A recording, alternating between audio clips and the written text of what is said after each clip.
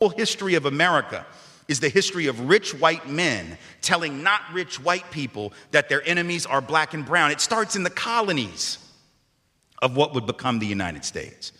Let's remember, during the colonial period, mid-1600s, there was no such thing as white people. I know some people who are now called white find that shocking, right? Because they think whiteness is real, right? But whiteness was created. Europeans didn't call themselves white. We didn't call ourselves white. We weren't all members of one big happy family. Are you kidding? Have you studied the history of Europe? The history of Europe was about killing each other. That's what we did in Europe. We just killed each other before we figured out there were other people to kill. We just killed each other, right? I mean, that was the history of Europe. The English hated the Irish, right? Northern Italians didn't even think that Southern Italians were Italians. The Germans hated everybody, and everybody hated their ass right back, right? There was no team called white, no race called white, but all of a sudden, in the middle of the 1600s, there was. Why? Why was it suddenly necessary to create this thing called the white race? Well, because rich people can count, that's why.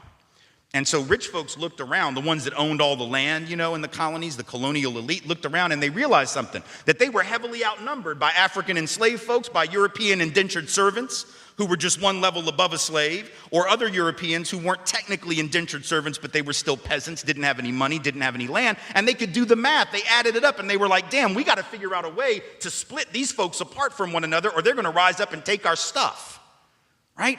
Because after a while, these black folks who were enslaved Africans and these quote-unquote white folks who were poor Europeans are going to figure out they're all getting played by these rich people.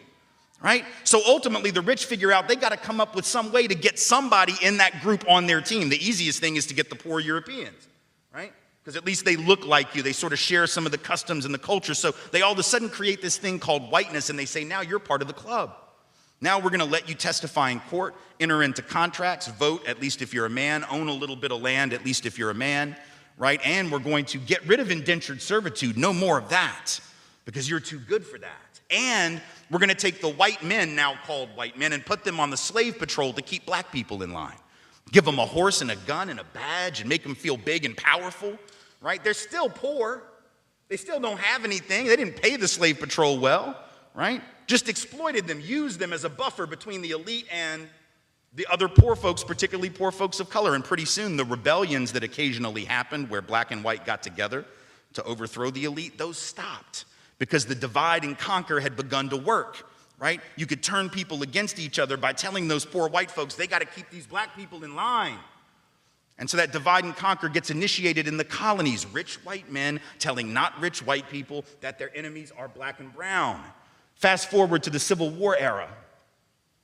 And you have, I'm from the South, right? My people, the elite in my part of the country, right, actually announced that the reason they wanted to break away from the Union and possibly go to war with their brothers and sisters to the north was in order to maintain slavery and white supremacy. They said that at the time. We lie about it now. And we say it had nothing to do with that. But of course, at the time, they didn't have any shame about it, so they just said it openly, right? The vice president of the Confederacy, Alexander Stephens, said that the cornerstone of the new government was the great truth that the Negro was not the equal of the white man. So that's the reason the Confederacy was formed and existed. But here's the trick. If I'm rich and I want to go to war to protect my ownership in other human beings, my property, but you're poor and you don't own any enslaved people, why the hell would you go fight to protect my stuff? Because I'm a rich person. I'm not going to fight. Rich people don't go to war, right?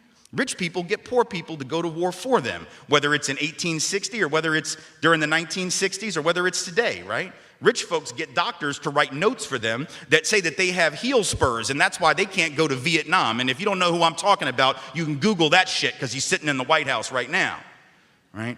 Oh, I can't go fight. I have heel spurs. Send some poor kids to do that for me, please, right? So that's been a long-standing tradition.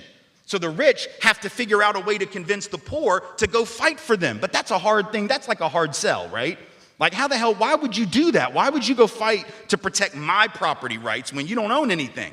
The only way you would do it is if that rich person comes to you and says, hey, listen, you gotta go fight because we gotta maintain our way of life, because if these people get free, they're gonna take your jobs. No, fool, they already got your job. That's how it works, right? Because if I'm white and I gotta charge you $1 a day to work on the farm, but you can get a black person to do it for nothing because you own them. Guess who got the job? Free got the job, right? So in a sense, poor white folks would have been better off joining with black folks to overthrow the slave system. That would have raised the wage floor of all working people. But they got tricked by rich white men telling them that their enemies were black and brown. Fast forward to the 1930s. And you have white labor leaders. They're not even the elite, right? The labor leaders are not the elite, but they're the elite within the labor movement. And even they had fallen for it at this point. So they didn't want to integrate their unions. And they would say things like, well, we can't have black people and Mexicans and Chinese folks in our unions because if we do that, it's going to reduce the professionalism of our craft. We have to maintain the integrity of our profession. No, fool, you need more people in the damn union is what you need. And if you don't let those folks in, guess what happens when you go out on strike? Who is the boss going to use to replace you? They're going to replace you with the very same black and brown folks that you didn't want to work next to, right? And so at the end of and then you're going to blame them for taking your job rather than the white rich dude for giving it to them, right? Divide and conquer, telling not rich white folks that their enemies are black and brown. And now we fast forward to the president. We got the president of the United States becoming president on the basis of that same rhetoric, telling not rich white folks that the reason they don't have a job is because Mexicans took them.